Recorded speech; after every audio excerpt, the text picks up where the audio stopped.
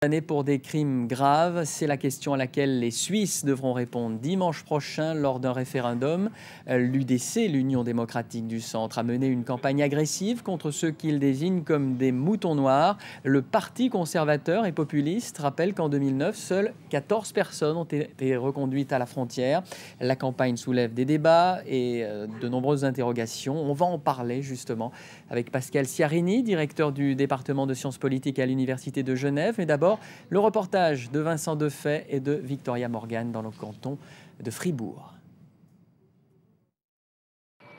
Avec ses volets colorés, on pourrait se méprendre, mais il s'agit bien d'une prison. Sur le toit, des barbelés sont là pour le rappeler. Comme dans la plupart des pays, les prisons suisses sont surpeuplées. Mais ici, beaucoup des personnes incarcérées ne sont pas suisses. Je viens de la Côte d'Ivoire. 70,2% d'entre elles ne possèdent pas le passeport à la croix blanche. Une surreprésentation en prison qui détonne au regard des 22% d'étrangers dans la population. Mais c'est surtout devenu un argument de poids pour le parti populiste UDC. Les mauvais éléments n'ont pas leur place chez nous, c'est tout, quoi. On a trop longtemps attendu et on n'a rien fait. Et ça, c'est dommage. Et c'est pour ça que je suis pour.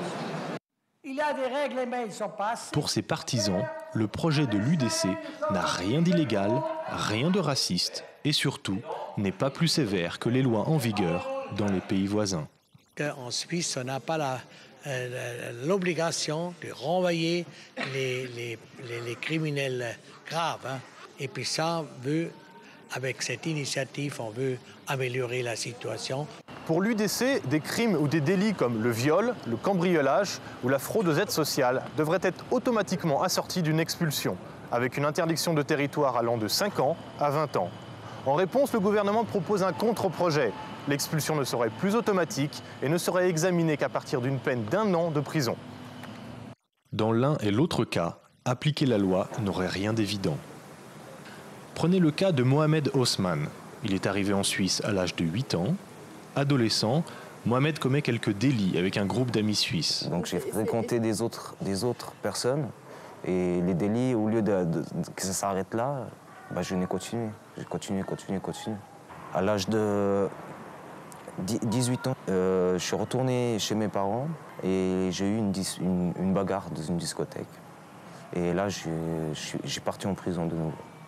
Il ne réalise sa différence que lorsque sa condamnation pour vol est assortie d'une expulsion du territoire. Problème, Mohamed est érythréen de naissance, mais son pays refuse de le reprendre. J'ai envie de prouver que toutes les chances qu'on m'a données, placées au foyer pour faire des apprentissages et tout, j'ai envie de l'appliquer. J'ai envie de montrer que maintenant, je suis capable. J'ai pas besoin d'avoir l'aide sociale, j'ai pas besoin. C'est pourquoi, disent les opposants, cette loi serait dangereuse. En rendant les expulsions automatiques, la Suisse ne pourrait plus donner aux gens une seconde chance. Mais c'est, semble-t-il, à ce prix qu'une partie de la population espère faire baisser la criminalité. Et on retrouve Vincent Defay, l'auteur de ce reportage en duplex de Genève. Vincent, quelles sont les chances que ce projet d'expulser les étrangers condamnés pour des crimes graves soit adopté dimanche prochain ?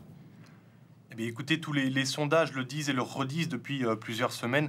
Ce projet a toutes les chances de remporter la majorité des scrutins ce dimanche. Sans doute est-ce dû à la campagne très agressive menée par l'UDC à la fois dans les médias et dans l'espace public. Le parti s'en est par exemple assez régulièrement pris au juge, les taxant de laxisme à l'endroit des délinquants étrangers.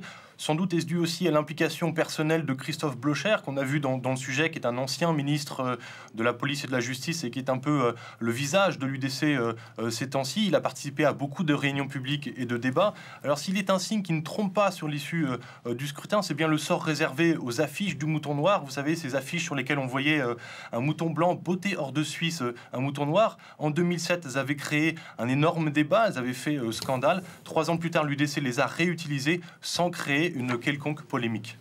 Merci Vincent Defay en direct de Genève. Nous sommes en ligne à présent avec Pascal Sciarini. Bonjour. Bonjour. Vous êtes directeur du département de sciences politiques à l'Université de Genève. Question directe, comment allez-vous voter dimanche ? Oui ou non aux expulsions ? Et pourquoi? Personnellement, je vais voter non à l'expulsion. Je voterai oui au contre-projet plutôt pour des raisons tactiques. À vrai dire, pour faire barrage surtout à l'initiative UDC qui est très dangereuse. Et pourquoi, selon vous, cette D'abord parce qu'elle initiative est très dangereuse et elle est basée sur un principe d'automaticité, ce qui veut dire que toute personne qui aurait commis un des délits listés par l'initiative sera automatiquement expulsée. Ça va poser des gros problèmes à la Suisse, notamment des problèmes de respect des engagements internationaux, y compris d'ailleurs par rapport à l'Union européenne, puisque vous savez qu'on a signé des traités de libre circulation des personnes avec l'Union européenne, et en raison de ces traités, il ne sera pas possible de renvoyer automatiquement les ressortissants communautaires. Alors pourquoi ce projet de durcissement de la loi alors qu'il existe a priori déjà des lois pour renvoyer les étrangers condamnés pour des crimes graves? Oui, vous avez raison, et d'ailleurs les renvois sont plus nombreux que le chiffre que vous avez évoqué en début d'émission. Je crois qu'il faut distinguer deux choses. Il faut distinguer d'une part la volonté de l'UDC de durcir encore le système, et cette volonté elle existe, mais il faut aussi bien voir que cette initiative elle a un but électoraliste. Elle a été lancée il y a 3 ans en pleine campagne électorale pour les dernières élections nationales en Suisse, et l'UDC cherchait à ce moment-là à occuper l'agenda politique en imposant les thèmes qui sont les thèmes qu'il a fait gagner, à savoir l'immigration, la sécurité. 3 ans après, on vote sur l'initiative et on est d'ailleurs de nouveau en campagne puisqu'on aura les élections nationales l'an prochain. Donc c'est du pain béni pour l'UDC qui peut de cette manière occuper l'espace public, occuper l'agenda médiatique en imposant ces thèmes, ceux dont elle sait qu'ils vont permettre de lui gagner des voix aux prochaines élections. Alors justement, l'UDC, l'Union démocratique du centre, montée en puissance, rappelez-nous justement quel est son programme, son ambition et d'abord son poids actuel. Alors il faut rappeler que c'est le parti qui a connu une progression spectaculaire en Suisse depuis le début des années 90. À ce moment-là, l'UDC était un partenaire junior au gouvernement. C'était le 4e parti de Suisse avec seulement 11-12% des voix. Aujourd'hui, l'UDC, c'est 30% des voix, c'est-à-dire un niveau qui n'a jamais été atteint par aucun parti en Suisse depuis 1919, depuis la fin de la Première Guerre mondiale. Ça montre un petit peu le phénomène assez extraordinaire que constitue la montée en puissance de l'UDC, surtout dans un système comme le système suisse qui était caractérisé jusque-là par une très grande stabilité et assez peu de changements d'une élection à l'autre. L'UDC doit une bonne partie de son succès à ses positions très tranchées, très dures sur les questions d'ouverture internationale, notamment de rapprochement vis-à-vis de l'Union européenne, qui est fermement rejetée par l'UDC, sur des questions relatives à l'immigration et à la politique d'asile, et le vote de la semaine prochaine, enfin de ce week-end, illustre très bien cette volonté de l'UDC de refermer les frontières, de replier la Suisse sur elle-même. Et alors justement, la Suisse est géographiquement dans l'Europe, mais non membre de l'Union européenne, vous l'avez dit. Peut-elle se tenir encore longtemps à l'écart? C'est le grand débat, si je vous entends bien.